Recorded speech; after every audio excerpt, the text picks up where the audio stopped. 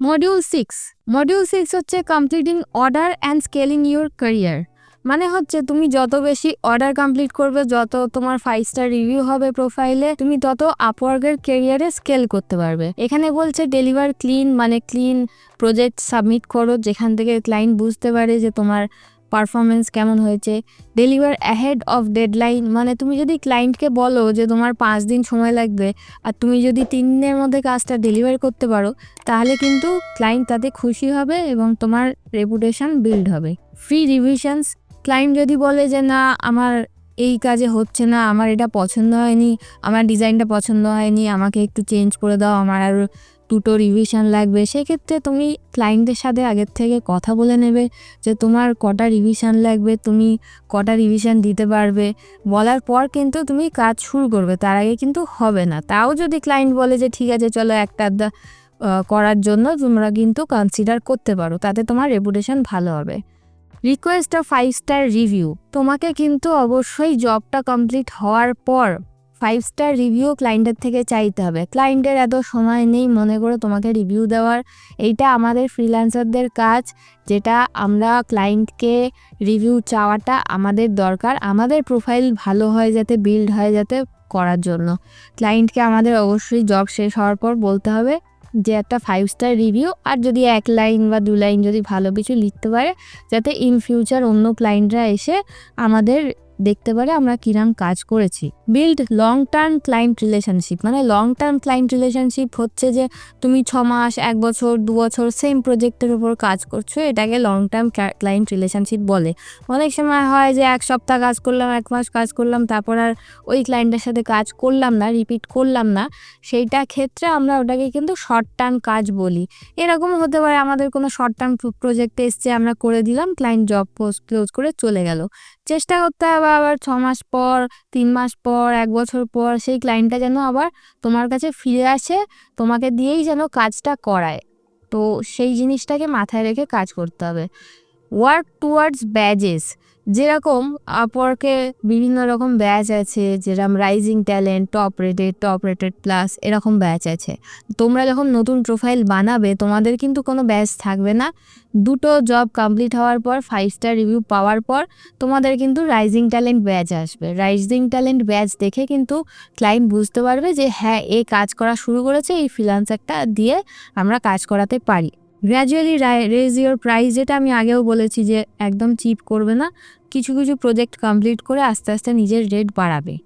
তারপর হচ্ছে keep learning new skills, মানে হচ্ছে অবশ্যই মার্কেটে ইন ডিমান্ড যে স্কিলগুলো সেইগুলো তোমাদের শিখতে হবে।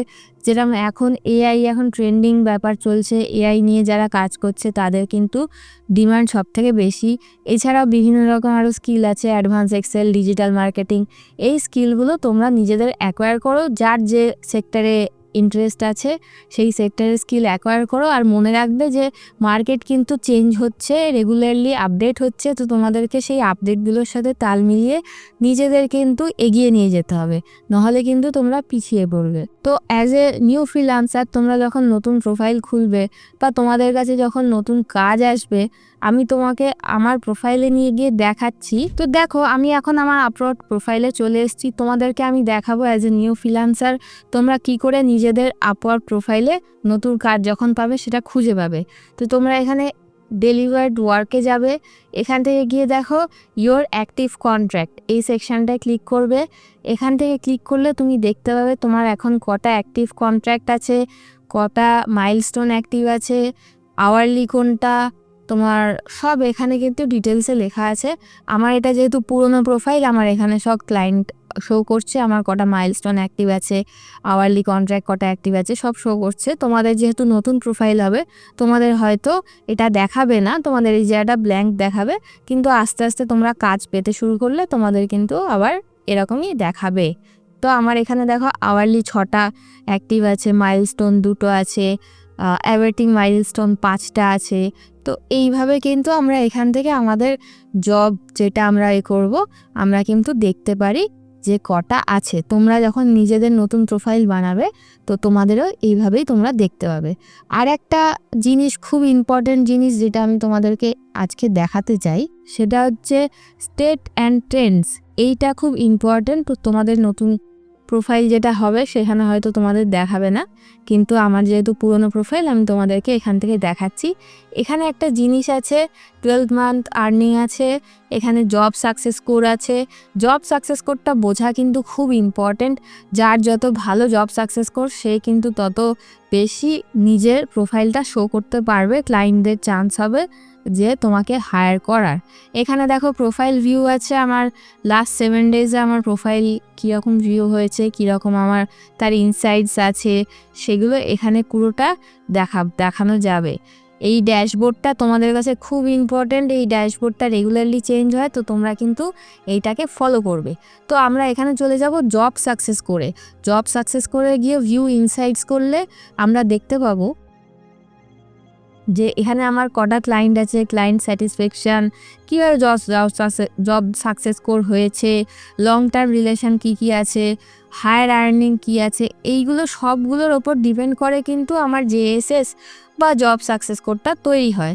এখান থেকে আমি দেখো ক্লায়েন্ট রিলেশনশিপ কে কী ফিডব্যাক দিয়েছে, লং টার্ম রিলেশনশিপ আমার কটা লং টার্ম রিলেশনশিপ আছে ক্লায়েন্টের সাথে, সেগুলো, হায়ার আর্নিং, কন্ট্রাক্ট লেন্থ, সব আমরা এখান থেকে দেখতে পাবো। তো তোমরা তোমাদের যখন প্রোফাইলটা অ্যাক্টিভ হয়ে যাবে, তোমরা যখন কাজ পেতে শুরু করবে, তো তোমাদেরও এরকম একটা ড্যাশবোর্ড আপওয়ার্ক দেবে, সেখান থেকে তোমরা নিজেদের সব ডিটেলস দেখতে পারবে। আর এই জব সাকসেস করবা জেএসএসটা কিন্তু খুব ইম্পর্ট্যান্ট, এটা কিন্তু মাথায় রাখবে, এটা ডেলি চেঞ্জ হয়। তোমাদের যত বেশি 5 স্টার রিভিউ হবে, যত ক্লায়েন্টের ভালো ভালো কথা বলবে তোমাদেরকে নিয়ে, তত জেএসএস বেশি থাকবে। জেএসএস যদি 90%-এর নিচে নেমে যায়, সেক্ষেত্রে কিন্তু তোমাদের প্রোফাইল থেকে ব্যাচগুলো সরে যাবে, মানে তোমরা কোনো ব্যাচ আর্ন করতে পারবে না। আবার তোমাদের ব্যাচ পেতে গেলে 90% জবে হবে, তারপর থেকে আবার ব্যাচ কাউন্ট হবে।